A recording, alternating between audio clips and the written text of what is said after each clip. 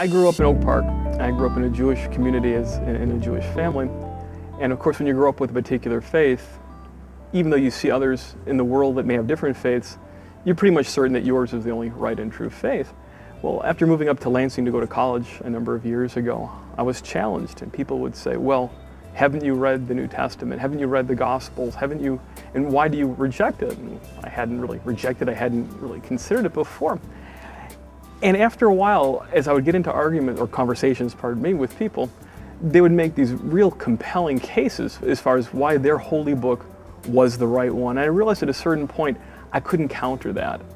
But it also dawned on me that if I were to talk to someone, a rabbinical student who was real well read on the Talmud, I couldn't counter that. If I was to speak with an imam, someone talking about the Quran, everything they say, I can't counter. So at a certain point, I had to kind of step back and think, if every one of these individuals who are very devout and very learned can put forth an argument that I can't combat, then maybe I just need to look at things as a whole, and that none of these people can be proven wrong. None of these arguments about why their faith is the right one can be proven wrong. So to me, there's got to be something grander than that. What is the unifying quality? And I do believe in God. I do believe in a loving, benevolent creator, but that's about it. And I don't think it matters which path that we take to get to our relationship with our creator, that each one is legitimate, each one is valid. So from a personal religious quest, from a philosophical or spiritual quest, that's kind of how I ended up more of a deist, if you will, than anything else. As far as how that affects my perception of my fellow human beings, a little over 45 years ago, my mom and dad decided they were going to have a kid.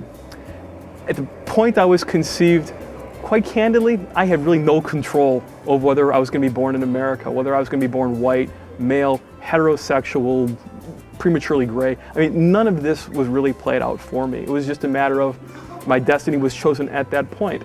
Well, if I really had no control over who I am or who I was going to be, it's really difficult to think that I should be prideful. I should be shameful. I am what I am. I had no say over that. So I think once we set aside the silliness, once we set aside the fact that, hey, maybe in some weird abstract hierarchy, I'm better than they are because I was born white, or I was born middle class, or I was born male, or I was born straight, or I was born, it doesn't matter. We are who we are, and we had really nothing to do with it. And if we look at all individuals from that capacity, no one decides where they're going to be born. No one decides into what type of family they're going to be raised. No one decides what their sexual orientation is going to be. This is who we are. This is what we're born as. Let it go. At that point, we can focus on more important things. We can focus on our similarities. If we want to focus on our differences, we can do it in a constructive manner. Differences insofar as what have we chosen? What are our political affiliations? What are our favorite thises or that's? And what do we want to see for our children? And I think it really is kind of a smokescreen to use one's sexual orientation or one's color or one's anything else that differentiates us to say, well, they're inherently wrong, we can prove it. Well, honest to goodness, if you want to, you can try to prove anything right or wrong. It's fallacious. It's built on sand. It can't stand up to any scrutiny. So that's pretty much how I ended up being who I am and how I end up feeling about situations as I feel about them.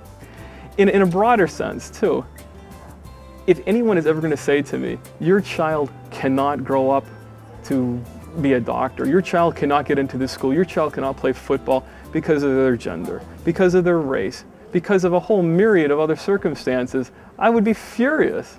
They're telling me my child can't marry somebody else because they're a different color? No way would I put up with that.